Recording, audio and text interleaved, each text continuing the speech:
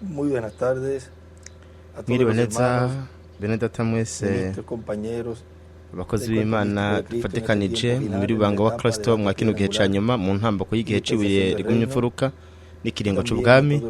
ndetse hermanos y hermanas na bene data bose n'abashiki en los bacu diferentes países. bari mu bihugu Allá bitandukanye. donde te encuentras, misionero Miguel Mude Hari Marín, aho uri mu también kwiza ubutumwa Miguel Bermúdez allá Marín en Tuxtla ndetse Gutiérrez, na hariya muri Tuxtla en Gutiérrez México, donde se muri encuentra Mexique ahari el reverendo Mario Villegas, Revera nuestro Mario grupo de Vijega ministros y hamwe hermanos y n'umugore w'abakozi hermanas b'Imana bene data n'abashiki bacu también, y byongeye demás países que están también ndetse no mu unidos bindi bihugu aho en bakoraniye este hamwe día, ya sea en la kuri uyu mañana, munsi que se haba mu reunieron, y gatondo también aho los que se bakoranye reunirán ndetse n'abaza durante gukorana la tarde o la ku noche, muhingamo canke mw'ijoro y los que estarán escuchando luego hamwe n'abazokumviriza esta palabra de hanyuma saludo iri jambo ry'intasho y leyendo también canke bakarisoma. estas palabras de hoy, Iri jambo tuvuze uyu lunes munsi ku wa mbere 20 de 20 de este z'ukwicumi año 2025. n'umwaka wa 2025. Pueden tomar asiento, Murashobora por favor, si kwicara están en pie. namba mwoba mwari muhagaze.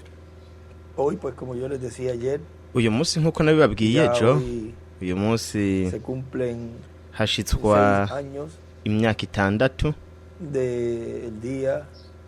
uhereye ku munsi ubwo comenzando twatanguye las actividades en la gran carpa ibikorane catedral, mu ihema rinini Carpa y Cathedral, vemos cómo pasa el tiempo kandi rápido, turabona ingene umwanya y wihuta, vemos turabona Dios ha ingene estado cumpliendo, Imana yamye igenda lo que fue irashitsa prometido, ivyo yasezeranye, el cual es fiel para cumplir. ariyo igororotse Su kugira palabra. ngo ishitse ijambo Él ryayo. dijo que en una gran carpa Yavuze catedral yuko mu ihema rinini Carpa se Cathedral iba a estar llevando a cabo ko hari kubera actividades, ibikorane, y que en esas actividades kandi ko mw'ivyo bikorane murabe hari kubamwo ukuvugwa ku butumwa, iba a haber llamamiento, iba a hari haber kuba filas de guhamagarwa, umurongo wo oración, se gusengerwa. iba a ver en esos días la resurrección, Mw'iyo minsi hari kuzoba por supuesto, izuka, pero luego la transformación. hanyuma El pueblo uguhindurwa hebreo iba a estar bwoko mirando bw'Eheburayo también, iba a bwari recibir kuraba byongeye aquellos que estaban esperando, bukakira iba a haber un uwo tiempo de 30, 40 bari barindiriye, hari kuba igihe c'imisi iba iri a haber hagati ya un 30 na 40 y luego la cena de hakaba las ukunyakurwa, bodas del Cordero, y luego hanyuma el amazima ane kubw'umwagazi w'intama, establecimiento del hama ugushirwaho luego el kw'impumbi, hanyuma luego el ikimpumbi, juicio final, hanyuma urubanza y rwa luego nyuma, entrar a eternidad. hanyuma kwinjira mu bihe bidashira. Rabe Lo que conlleva ibintu byose esta dispensación de reino bijanye n'iki kiringo c'ubwami, es una serie de eventos ni proféticos, urukurikirane rw'ibintu los cuales Dios vyahanuwe, ha ari vyo Imana yamye igenda estado irashitsa en las hojas de su plano, uko ku mpapuro za van pura llevando a yayo cabo hagiye harakorwa de ukubakwa esas etapas, kw'izo ntambuko. porque vean ustedes, Kuko murabe todo namwe es byose la construcción ni de la obra y el programa no divino. kubakwa kw'igikorwa hamwe n'umurimo w'Imana. Tubivuze mu mvugo yo kubaka, murabe igihe hubakwa ingoro hamwe n'ihema rya Mose hamwe n'ingoro ya Salomo, byabaye ngombwa yuko bakora kugira ngo bakore ico gikorwa, no kuvuga ngo Allí con bategereje kubaka ngaho bakoresheje insato, hariho izahabu, hariho imbaho, n'ibintu byose byari ngaho mu tabernakulo, hamwe kandi no mu ngoro yari ikomeye. Ariko hanyuma murabe igihe ico gikorwa carangira, inyubako yamaze kubakwa, nuko rero ubwiza bw'Imana bwarinjiye ngaho mu ivyo bibanza, ubwiza bw'Imana ari bwo bwuzuye iyo nzu. Yari ingoro y'Imana, umuremyi w'ijuru n'isi. Ariko ikigaragara ni uko bitagarukira ngaho, rero hacatangura gukorwa igikorwa catumye iyo tabernakulo canke iryo hema ryubakwa. Ni kuvuga ngo Imana irabandanya ikora igikorwa cayo, ntigarukira aho gusa, irabandanya, reka tuvuge ngo ibandanya yubaka canke ikora ico gikorwa. Muri ivyo yavuze yuko vyokorwa kugira ngo noneho Imana ibandanye irenga urwo rupapuro, ibandanye integuro yayo,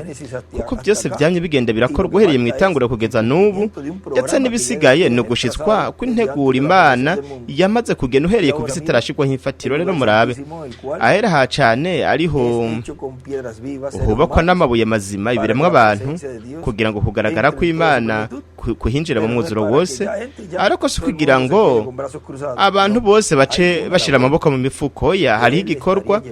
igikorwa kizoba kiriko kirakorwa muri iyo nyubako kandi murabe turiko turavuga ku nyubako zifadika yarasezeranye yuko mu ihema n'indikaro katedrale ko hazovugirwa ubutumwa intamboko ya mbere iyukuguka kwa gatatu ukuvugwa ku butumwa kandi ivyo vyari kuzana mu bahungu n'abakobwa b'Imana bari barindiriye kuza kwayo bakunda kuza kwayo kuko nukwabo abo rero bari guca baronka inyungu z'ivyo bo basengeye baterereye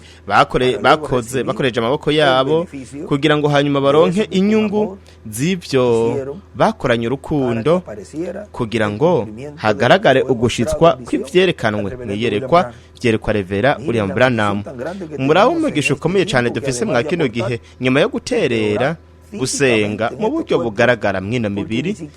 kuko mwita Branham igihe yagenda mwiyerekwa we ntiyashoboye gusengera iryo yerekwa kugira ngo rishitswe mu buryo bugaragara ntiyashoboye kuvuga ati aho igihe yari kararaba ntiyashoboye kuvuga ati mwami baronkera ibintu byose bikenewe abo bantu umurya murongozi ujya n'ujya canke ndasengera abakozi canke ntiyashobora kubikora kuko atarazi uwo yosengera uwo ari we yashobora kuvuga ati mwami ishitse iryo sezerano kugezaho ariko tweho twarahawe ihirwe ryo gusenga dusengera ubukozi dusengera abakozi tugasenga kugira ngo amarembo yiyugurure kugira ngo Imana ibaronkere ibintu byose bikenewe ndetse n'ibigisigaye bigikenewe kugira ngo ibikorwa bibandanye ngaho no kuvuga ngo umugisha urakomeye cyane nyuma yuko Imana izo bitanguye gukora byose ni mu buryo bugenda burasobekerana ndibuka igihe tutari bwaronke tutari bwarangize tutari bwasozere rimwe mu mahema nari nkiri muto nk'akarorero rimwe ryera igihe twari tugiye kurishiraho ndibuka yuko twagira ibikorane ridasakaye shitingi iriko kwizuba mwidata William akavuga butumwa hari ugusobekerana hanyuma na mwa yindi nyubako yindi y'ivyuma yari hakurya y'uruzi naho nyene ntitwari bwaze gushiraka imiheto ariko twarahakoranira tukagira yibikorane mu gice cy'inyuma ndibuka yuko twahubatse podium turubaka akano karekare tuja dushirako ikintu c'ubururu aho rero hari inyuma mu gice cy'inyuma mwidata William anezerewe ko yareka avugira ubutumwa mwico kibanza no kuvuga ivyo byose no gusobekerana murabe hano Imana yaraduhaye ihigwe mu mwaka wa 2019 ndibuka ko yipfuza ko twotangura mu mwaka akambwira ngo uno mwaka ati yugurure tangura twese tukiyumvira mbere na jewe twiyumvira ko ari hazobari ariko murabe ku iyo tariki ntihari bwaboneke impusha ndakuvuga ngo impusha zo kuyikoresha zo gukoresha ihema hari gasigaye ibintu byinshi kugira ngo dushobore kuyikoresha igice c'imbere reka tuvuge nkuko kombure nk'ibintu bijanye n'amajwi n'ibintu byo kugicaniro n'ibindi bintu intebe nko kwiga tariki yo mu kwa gatatu 2019 yambwira ngo dutangure mw'uyu mwaka vuba cyane bishoboka we yaripfuza ko imbere yo kugenda yaripfuza ko mw'uyu mwaka nyene yuko twotangura gukora ibikorane mu ihema nini Karupa Cathedral umuntu akavuga ati ariko yaragiye none ninde yari guheza agacatangura kuvugira ubutumwa ngaho rero murabe ingene Imana yari yarabinyegeje kugeza ubwo n'abantu bazi ubutumwa cyane benshi vyarabacitse ariko hanyuma Imana ishimwe kuko Imana yatwunguye ubwenge kuko bamwe barashoboye kubona mbere abandi hanyuma ariko ku iherezo uw'Imana yumveje ry'Imana kandi watoreje n'Imana bitebuke azovyakira azobibona rero murabe twatanguye aho kwiga tariki igihe we Imana yari yamujanye 30 z'ukwa gatatu 2019 hanyuma byose byarabandanije ibikorwa mu buryo amarembo yugurutse kugeza ubwo nko mu kwa gatandatu canke mu kwindwi no kuraba itariki iyariyo aho haci haboneka izo mpusha nuko ibikorwa bica birihuta cyane mu kwicumi itariki ikomeye cyane buri gihe mu kwicenda mu kwicumi n'amatariki akomeye cyane kandi murabe ingene uwo munsi twatanguye hanyuma twarabandanije ibikorwa kugeza n'uyu munsi turacabandanya ibikorwa bigisigaye kandi byongeye no kwitwararika izindi nyubako zose kuko tugenda turasozera ibintu bisigaye ariko kandi byongeye ntitwonareka ngo izindi nyubako nazo nyene zononekare tugenda turabikorera icarimwe ariko imbere yaho Imana iriko irakoresha ikibanza nk'uko yabisezeranye kandi uko niko rero twavuga ngo turiko turakoresha neza umwanya kugira ngo ntiturinde kurindira ku isaha ya nyuma kuko Imana irazi byose irazi yuko inyuma yuko batorejwe n'Imana bazoba bamaze iri jambo ryamaze kwambara umubiri muri bo ibanga ry'ikimatari ryacindwe nta numwe azoshobora gukora ku muhungu canke ku mukobwa w'Imana yaba n'indwara no kuvuga ko kwiherezo hazoba umugwi n'indwara y'urupfu itazoshobora gukora kuko tuzohindurwa niwo mugwi umwe rudende ufise iryo sezerano rero murabe we arabivuga mu butumwa umwana w'umuntu aduhishurira ubuvugishwa bwo ku munsi wa nyuma sare tariki 20 z'ukwezi 12 2026 nariko ndaraba rero konsomye ino tariki ya 20 z'ukwezi 12 nariko ndaraba Revera William Branham yarahatse umwaka azovira mu mubiri kandi yarazi William niko yavuze mu butumwa bumwe ko yarazi neza umwaka azoviramwe mu mubiri reka turabe ko tubivuze ko gato rero aha ni mu butumwa ikidodo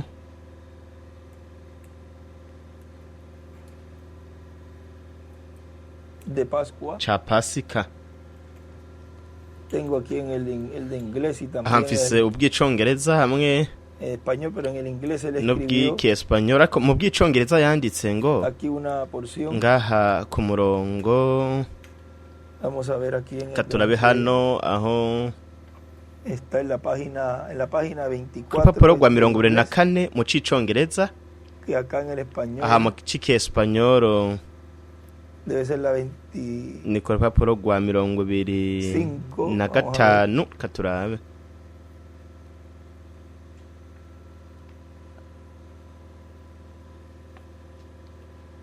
aquí dice ngaha haravuga reka turondere hano ivyo página 26 rupapuro rwa 26 mu butumwa bw'Ikiespanyol haravuga ngo turakeneye pasika ukuzuka kw'akanyagano bagenzi bandi nambo nezerewe n'ibintu runaka byo kuyisi hari ikintu kigenda nabi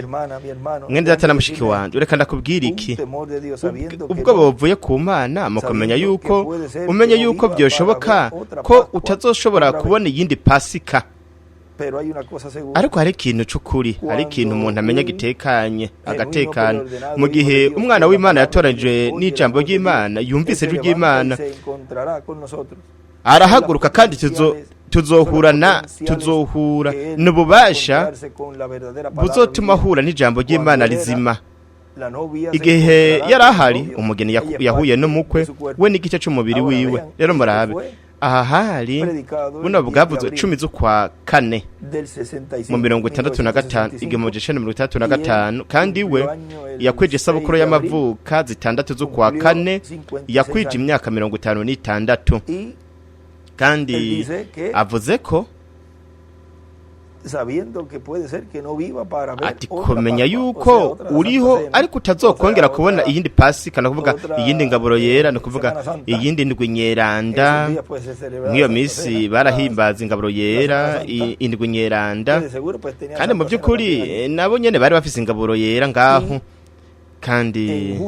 mu kwa gatandatu byongeye ngaho mu kwa gatandatu canke mu kumunani n'ubutumwa yatangaza ibintu nk'ivyo mu kw'icumi na kabiri mu 34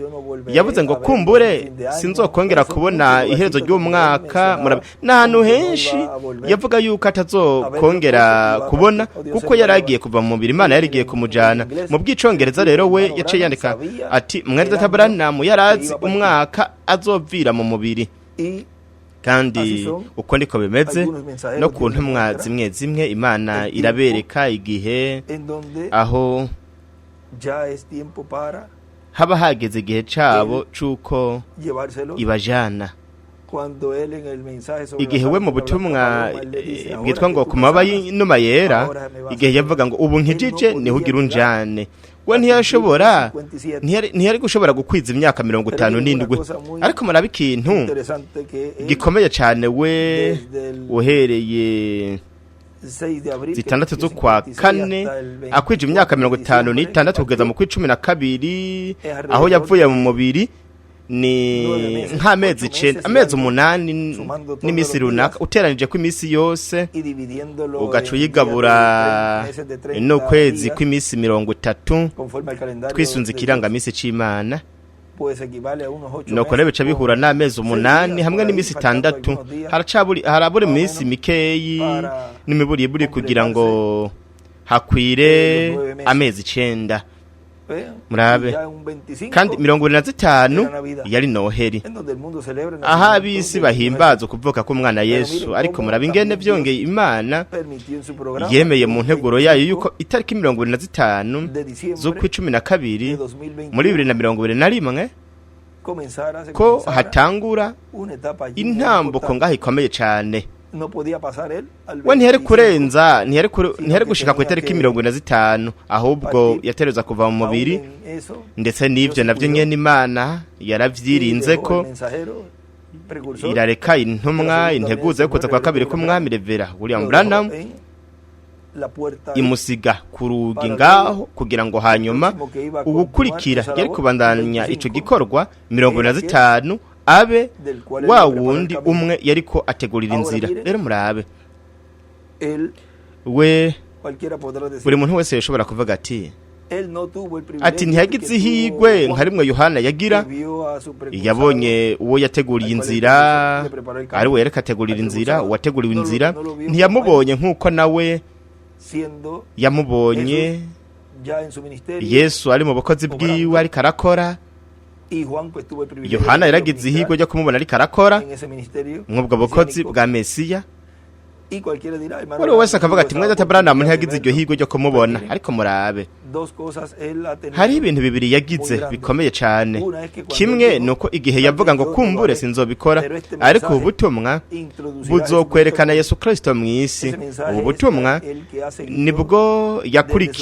yakurikiye uhereye akiri muto ubu bukozi kandi yarabugumbiliye yarabufashe buri gihe yamye ari kumwe n'ino ntumwa kuko niwo mushinge wiwe nico gicaniro ciwe iki nico gice aho yavuze yuko yotegura igicaniro agategura umushinge kugira ngo umwami wiwe ahagarare kuri ico gicaniro nokore yamye ari kumwe nawe kuko ubutumwa n'intumwa nico kimwe yamye ari kumwe nawe igihe cose kandi azobandanya igihe cose bari kumwe kuko nkuko yavuze ko ukuza kwiye kuzoshitswa uko niko bimeze uko niko Imana iriko irabishitsa kandi ku rundi ruhande naho turabona yuko we Imana ni nziza akabavugishwa nayo yaramwemereye kuja muri kimwe mu bikorane vyiwe nkuko Yohana nawe nyene yagiye yarungitse abigishwa biwe kandi mu by'ukuri Yohana nawe nyene yarabonye ibikorane bimwe bimwe ndetse kandi baramubwiye ati erega wa wundi wavuga abatiza abantu benshi kukurusha no kuvuga ngo baragenda bagasuzuma ariko murabe Imana yaremereye mwede Abraham kuja muri kimwe mu bikorane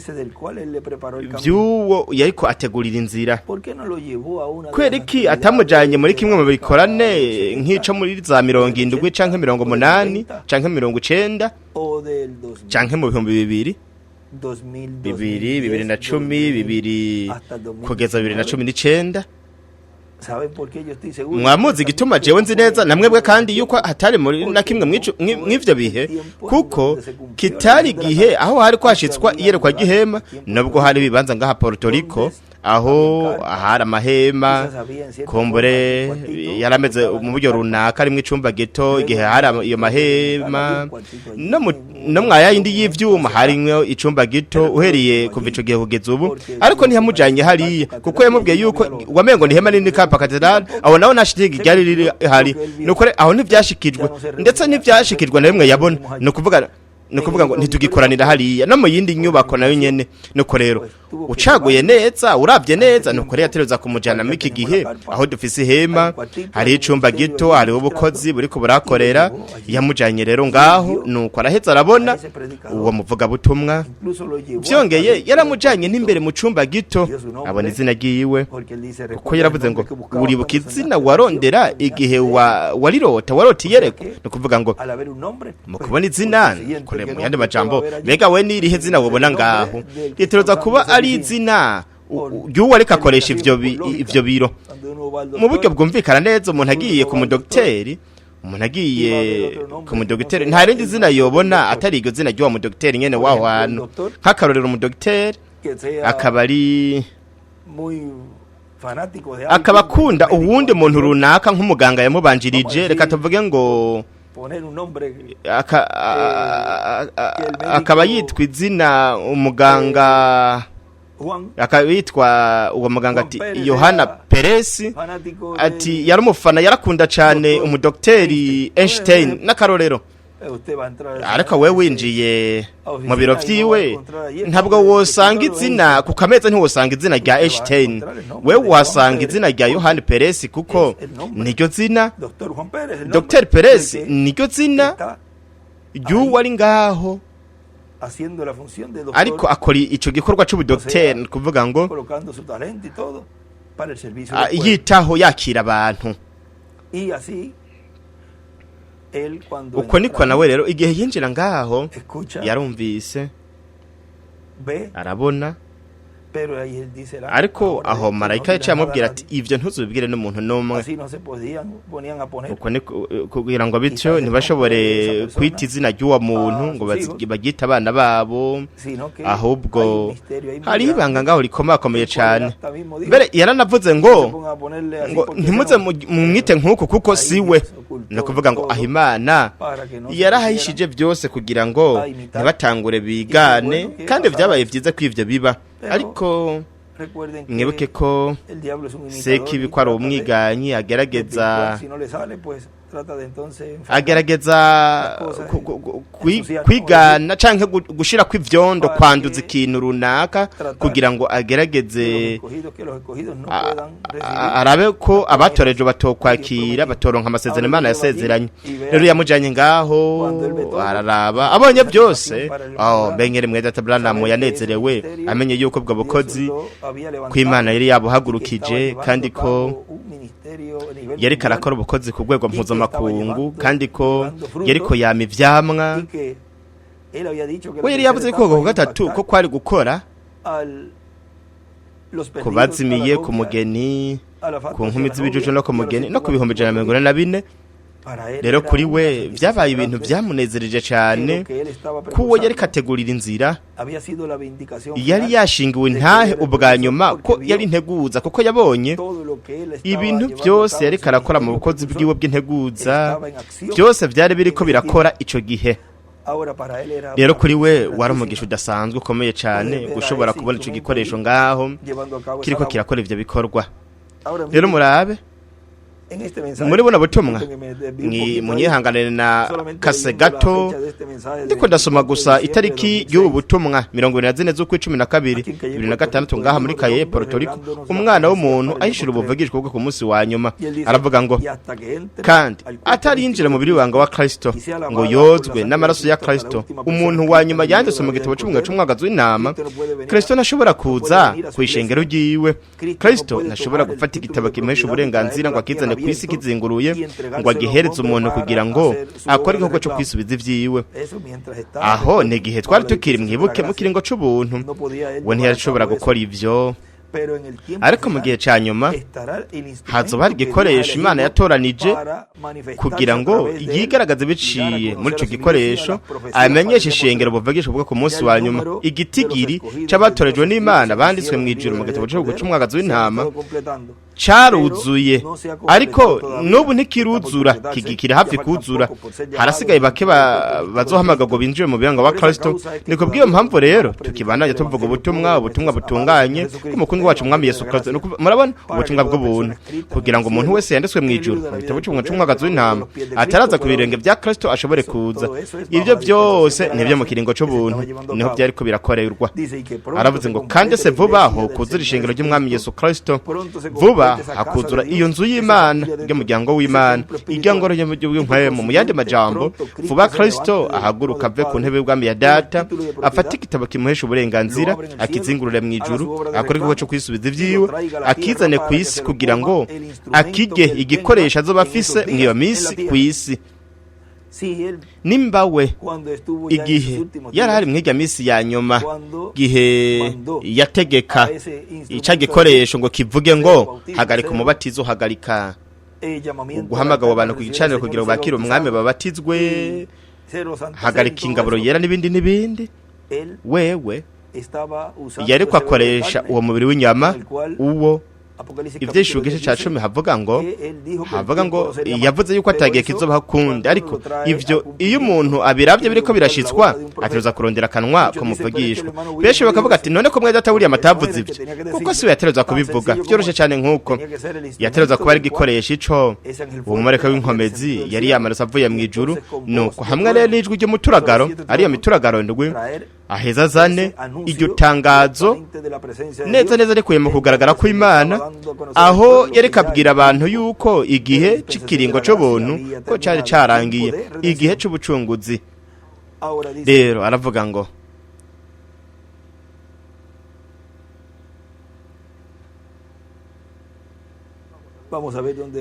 reka ndabaho nari nagarukirije hano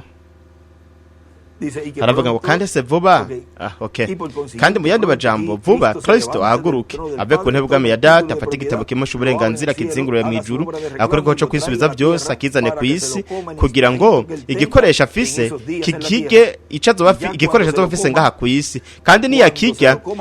azoshobora kuvuga kuko azoba yarazo mu mwuzuro kandi cyo ikintu gikomeye cyane azoshobora kuvuga hagaragara ibintu byose ateruza kuvuga bikagaragara nuko hazoca hazuguka kwa gatatu rero ariko twumvise revera uri ambrana amavuga rero namba avuga hakagaragara ibintu byose uhereye ku munsi wo kwinjira iryo hema reka tuvuga mbere uhereye kera bariko baritegurira kuginjira amwe n'ibintu byose bizaba biriko birakorwa kuko kumbure we ico gihe ntazotahura ibiriko biraba ariko murabe Imana uko izogenda imuha guhishurirwa kuko byose ne buke ahazogendera tahura tariko mama tariko ni jewe atanabizi yariko arashitsa akora mw'uwo mwanya ibintu atibaza yuko yariwe kandi nkuko mwedatawuriyamu yabikora muri za 70 yerekana byose ugushitswa ko kuza ko mwami n'ibindi byose kuri mwedatabranamu we yamwerekana nk'intumwa ya nyuma n'ibindi murabe Imana hanyuma yaramweretse byose imwereka ishusho yose ariko byose n'uburyo bugenda burakurikirana buke cyo tumu butumwa bw'iyo myaka akenshi nko mu 97 yaho ukabandanya yavuze ati ntufate bwa butumwa ngo mu butange nkuko nyere bomeze ahabwo batereza gusuzumwa bugakosogwa bugatangwa hisunzwe umuco w'ivy'Imana rikira duhuye umunsi no kuvuga ngo ivyo ntushobora kubikora ngo buhe bene data cyo gituma ari kwirinda cyane ivyo rimwe twagenda turavuga twarivuze ko utuntu tumwe mw'ino minsi impamvu Yesu yahagaritse hariya ntiyasoma ngo abandanye asoma ngo n'umunsi wo kwihora w'Imana yacu siwe yaragenewe kuvuga ivyo yabivuga byari guteza ibibazo bikomeye cyane ico gihe rero murabe iyo we aza kumuhereza ico gitabo nuko akamubwira yuko yovuga akarema nuko rero avuze acarema kwa gatatu n'ijambo ukuvuga ijambo rero uri mu gitabo c'imirongo ku rupapuro 111 umurongo 974 haravuga ngo nimwabwira no musozi ati vangaho uje hariya ntimubikekeranye mu mitima yanyu ahubwo mukavyizera mukizera ivyo mwasavye ivyo bizoba nuko muzoshobora rero kuronka ivyo mwipfuza abo ni mwebwe mw'ijambo nuko rero ayo samata adapfunguye ahubwo n'inyama zikomeye ivyo we ukwerekana ibintu byose bizokwirengagizwa kubera ko bidashobora kugaragara ariko kwizera kukuri kubicakirira mu gikorwa aho no hari kwizera kutunganya ntayerekwa rimwe ryabaye habaye kuvuga ijambo gusa kugira iki kuvuga ijambo gusa sinabonye izo nkezo bwa mbere we gusa yanyibukije ico candi nico gisobanura arambwira ati vuga ntukekeranye kuko ivyo uvuga ivyo bizoba nuko naremeye rero Imana mw'ijambo ryayo bwite natwe nyene nuko bimeze mwakino gihe turayemera mw'ijambo ryayo zari ziri ngaho rero nivyo bagenzi nk'umwongere wanyu nababwira yuko ivyo byari by'inkomeze cyane nk'igihe Yosuwa yahagarika izuba yandika ngaho ngo Yosuwa ahagarika izuba hejuru kuko ariko ico gihe izuba ryari rihari ibintu byose byari kubirazunguruka kuri orbite ahagarika ivyo bintu byose ariko aho hoho Imana yashitse ikintu ngaho kitari gisanzwe gihari yararemye murabona ndakuvuga ngo ivyo Imana mwakino gihe iri kiraduha itumenyesha ni ibintu bitari vyanditswe igeme turagara Yohana yabwiwe ngo ntuyandike kuvuga ngo ahatari hari ikintu na kimwe ubu hari amajambo y'umusesekara ay'Imana iri kiraduha ariko ari kwizera ko kunyakurwa we hejuru yanditse ngo bwira no musozi vuga inkezi bingana ijambo rihindutse ukuri rishikijwe ubutumwa bw'ubwami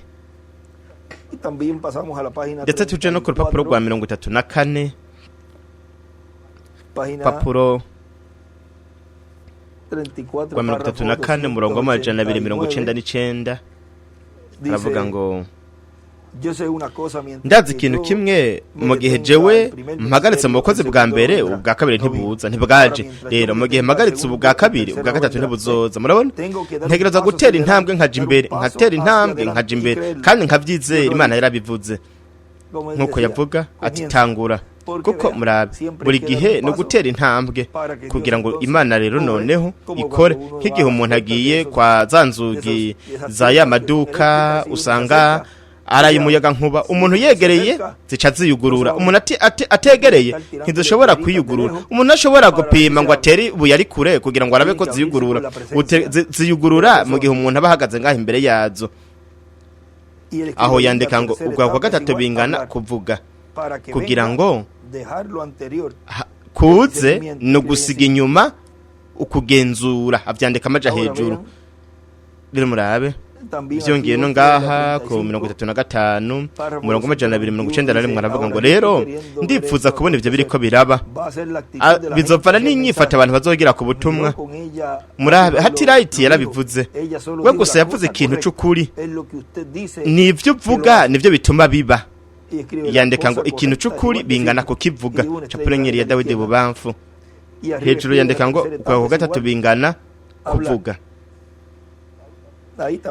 no ngaha nyene kuri urupapuro nyene kugira ngo murabe kuri urundi 35 murongo 293 aravuga ngo byinshi mu bikorane by'ubukozi bwanje bushasha biriko biratangura mwidata w'umubatista hagaze hariye umukobwa wiwe yasa n'umuntu yacitse intege cyane ashitse mu rugo yasanze yakize none ari ngaha bwa kino gitondo kugira ngo batizwe abandanye imbere n'umugabo umwe umushinga ntaye Sotman ni inshuti yanje yo muri Canada sebukwe yari kumfiro amubwira nti uraza kuronka sobukwe ni washika hariya ati subiri uriko urasubira inyuma cakira byiza cyane kandi nuko nyene niko vyagenze gusa abantu baza hariya gusa biri mu ntambako y'ubwana biriko biraba ariko ubu turi hejuru ya byose turi mu nkukuma n'imisi ya nyuma ariko ni isaha nziza y'ubwiza hepfo yandika ngo intambuko y'ubukozi bushasha hejuru yandika ngo kwabwo muvugishwa kwa gatatu bingana kuvuga ijambo kuko nibiciye mu muvugishwa niho Imana buri gihe yamye ikorera byose muri kuri uno muhumbe w'isi mwibiremwe abantu kuko umwamuhora nashazokora atabanje kwibira akabanga abasavyi bavugisha muri ku rupapuro majana 905 papuro kujana 5 murongo majana 911 haravuga ngo Mose yaratse yuko ivyanditswe byavuga yuko wari wa munsi n'isaha kugira ngo bibe ivyo kandi yaratse yuko Imana bari bahuyira mu nkingi y'umuriro aja mu bantu arakora ibitangaza ibintu byose avuze bikaba ndetse aranarema n'ibintu agakora ibintu Imana yashobora gukora yonyene gusa akigisha yuko ijwi ryiwe ryareje ry'Imana ngibiri ibintu abantu bari ko baracamwo abo yareka arajana mu gihugu c'isezerano ahagaze ngaho ari kararira ati nkora iki mbego gutoranywa aho kugo rugendo nyene nigo natwe duhagaze ko murabaho tugeze ubu yego me mugenzi ni mu gukwego kwa gatatu murabe turi ngaha ku irembo ryo kuza ku mwami we yarasizwe asizwe ico gikorwa kandi yaragihagaze arindiriye niko mwamagize hejuru yandika ngo marayika wa Yesu Mose yarafise niko mwamagize hejuru yandika ngo marayika wa Yesu hepfo naho yandika ngo ugukuko kwa gatatu hamwe na vuga ibo bafamaje hejuru yandika ngo igihugu c'isezerano en esa misma 105 arabana nyene kujana na gatano maca hejuru avuga ngo Imana yari yarose bikwiranye ni iramubwira ati ntiwongere kurira vuga nakurungitse kugira ngo ubwire abantu tibandanye imbere amen turafise ihangiro kandi rijyana n'ubwiza tereka tuje hariye reka tuje mu gihugu c'isezerano ibintu byose birashoboka kuwizera aho yandika ngo ikimpumbi capurenyeri ya Dawidi buryo byongeye hejuru yandika ngo nturire vuga tuje kwijana na 35 ni bumwe mu buvuga ubutubwira ku gatatu ari gari ijambo rivuzwe kugira ngo muronke n'ububundi 35 umurongo wa 2:6 aravuga ngo ukunuguha kwa gatatu kandi no kuvuga ijambo ubwo mengo birashoboka ko we wovuga ijambo kandi umuntu akaba yuzuye akaba yakize mu mwuzuro akaba yiteguriye kunyakurwa hamwe n'izuka umwana w'umuntu uko no kuri sivyo canke siko we wakora ivyo mu gihe ufise imvugo mukirinda ibi bintu byose hanyuma mukamuhagaze imbere y'umwana w'umuntu Luka 21:33 rero bagenzi bakundwa murabona imbere y'umwana w'umuntu Luka 21:36 rero bagenzi bakundwa rero ndiyumvire yuko mwebwe mufise hano imvugo nziza nivyo bagenzi rero uko koba ari ukuri wewe uvuga ati mwenda tabranamu ayana yandi majambo mu yandi majambo ngibi ivyo ntizera yuko kandi ndashobora kwizera ariko ndizera yuko nshobora kubikora nshobora kubisigurira abantu neza murabona we uriko wizera kubw'ijambo ryavuzwe n'ibintu nk'ivyo ivyo yavuze kandi mwebwe mwese ngaha mwari vyabona byazankezi n'ivyo bindi bintu byose vyakozwe ariko mwabonye yuko ivyo byatanzwe mu buryo bwo mwihariko sinigeze mvuga ati mwamenyemerera nkora ibi ati mvuga ibi bintu nk'uku kandi nkora ibi bintu ngaho sinigeze saba ivyo we kubw'ijambo ryiwe we kubw'ishaka ryiwe ry'Imana yaranje ko arambwira ati genda ukora ibi aca purenyeri ya Dawidi iburyo aho naho ngo genda ukora ibi aca bica kutuzingi twinshi hejuru kuri urupapuro rw'ijana 36 ngaho aho nari mpejeje hejuru yandika ngo inkezi ziremwe ku rupapuro rw'ijana 35 naho nyene yandika ngo hejuru ubwo kwa gatatu bingana la palabra. kuvuga ijambo. Y abajo Hepfo naho escribe yandika artigas creadas inkezi por la ziremwe palabra, el kubw'ijambo, alimento espiritual imfungurwa para zo mu la buryo edad de la bw'impwemu vida mu gihe natural. ciruka bizifuruka.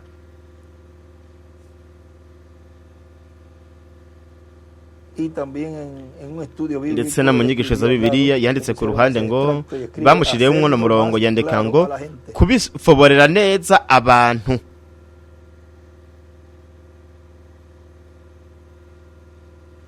Hay una nota también que le escribe Hariho n'ibintu la yanditse tercera etapa ubwo kwa es la gatatu palabra hablada. ni ijambo rivuzwe. Ahora vean Rero murabe cómo la tercera etapa ingene ubwo kwa gatatu es ari la palabra ijambo hablada, siendo rivuzwe hablada. ririko riravugwa. Ahora continuamos aquí. Rero los tubandanye versos ngaha bíblicos, twa un twagarukirije poquito más al frente de ese mensaje imbere que gato estamos y'ubutumwa leyendo. turiko turasoma. Dice, Aravuga ngo si Dios dice que tenemos que estar nabe Imana yavuze yuko para la dutegerezwa kuba tercera twiteguye etapa, ku wa tenemos que estar gatatu, preparados. nuko rero dutegerezwa kuba Y algo twiteguye, tiene que preparar. kandi hari ikintu dutegerezwa kudutegura. Mu yandi majambo, Imana iriko iratumenyesha ibintu byose dukeneye kugira ngo tube twiteguye ku wa gatatu. Mw'icuri ngajye nzamba tubwirwa n'ivyanditswe, kwizera kudushoboza guhindurwa, kuza kw'ishengero ry'umwami Yesu Kristo, kandi hamwe no kwizera ko kunyakurwa, kwizera ko guhindurwa, kuvuga ku kimatarije c'indwi, ariko kuzuba kuvuga ku kuza kwa kabiri kwa Kristo. Nuko rero mbega ni ikihe cigwa muzoba muriko mwumva kuvyongera kukuza kwa mbere kwa Kristo no kuza kwa kabiri kwa Kristo? No kuvuga ko ico ari cyo cigwa, ariko wazomenya gutandukanya ivyo kuza kwa mbere ivyo ari byo hamwe n'ivyo ari byo ivyo kuza kwa kabiri kwa Kristo. Abantu mw'iryo yerekwa baboneka bariko bakira umwami, ntabwo kuba ari kugira ngo baronka agakiza, baronka kuva ku bwa kabiri, baronka bityo imibiri hawo bwiza ihoraho, ahubwo ko bari kugira ngo baronke ingufu kugira ngo bace umubaro mwinshi batanga ubuzima bwabo ngaho. Hanyuma mu rubanza rwa nyuma, urubanza rw'inyuma y'ikimpumbi, nuko baheze bazuke, n'ivyagenda neza binjire mu bugingo budashira. Reba nakuvuga ngo ishengero ry'umwami Yesu Kristo naryo rizoba ryiteguriye kuza kwa kabiri kwa Kristo, kandi rizotahura ibanga ryose ryo kuza ko mwami, nk'uko ugwishurirwa no kwizera ko kuza kwa mbere kwa Kristo byaduhaye umugisha wo guhindurwa imbere mu buryo bw'impwemu bikora ukuvuka bwa kabiri mu buzima bwacu, niko guhishurirwa no kwizera ko kuza kwa kabiri kwa Kristo bizoduha umugisha wo guhindurwa kw'imibiri yacu. Ko bw'ivyo rero dutegerezwa kuba amaso yacu mu buryo bw'impwemu akangutse neza, imitwe yacu iraramutse, turaba ku bintu byo mwijuru, duhanze amaso ku bintu byo mwijuru, atari ibyo kwisa, ahubwo ibyo mwijuru ari byo bihoraho, kugira ngo bityo tube twiteguriye guhindurwa kwacu. Turiko turabona yuko Imana iriko irategura byose kubw'ukorwa kwa gatatu, aho ikimatera c'indwi kizoba kigaragariye. Isake ntiyo bikaneza kurusha uko nimba ikimatera c'indwi kizoba kigaragaye muri uko kwa gatatu. Nico gituma yatubwiye ngo mu gushitswa kwiyerekwa ry'ihema yavuze ko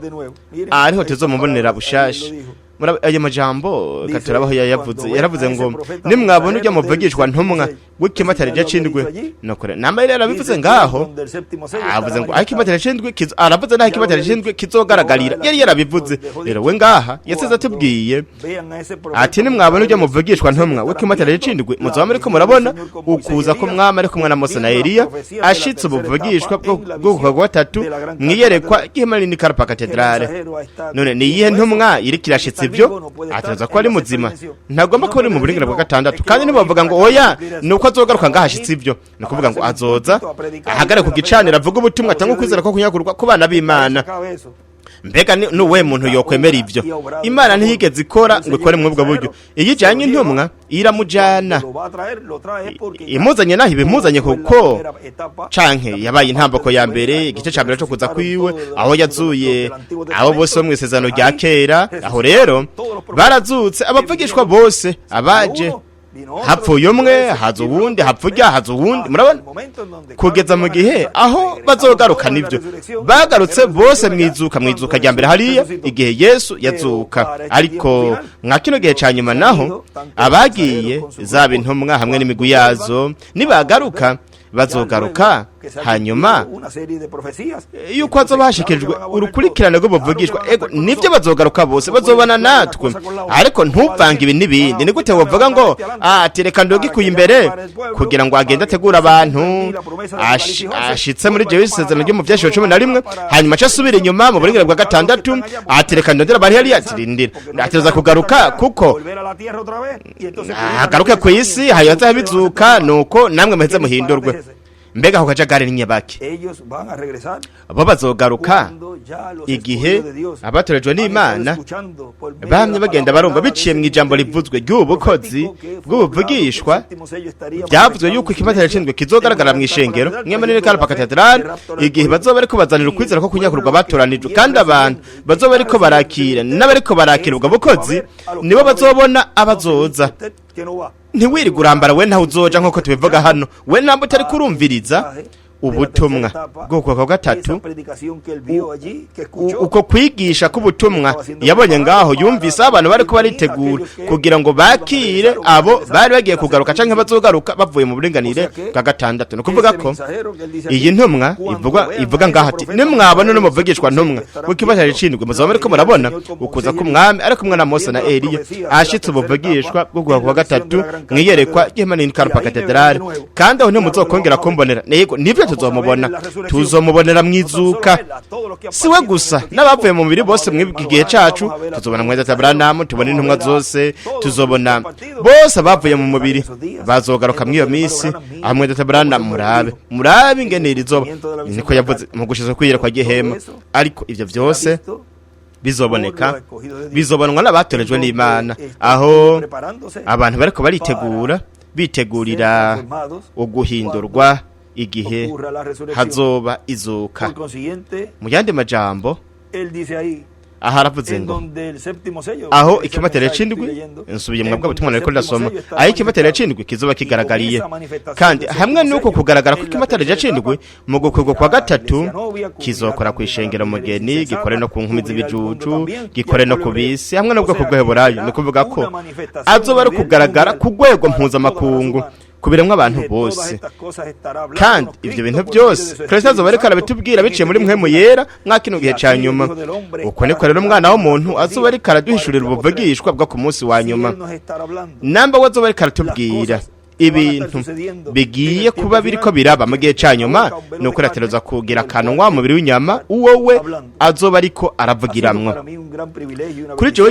ryabaye ihigwa ridasanzwe hamwe no mugisha gushobora kubana namwe uyu munsi ku wa mbere 20 z'ukwicumi mu mwaka wa 2025 turiko turayaga nk'uku kandi twoshobora kino kiyago twocita tuti ubwo gatatu bingana kuvuga ijambo ese uno mwaka w'indwi dutanguye uyu munsi kubamwo duharuye uhereye igihe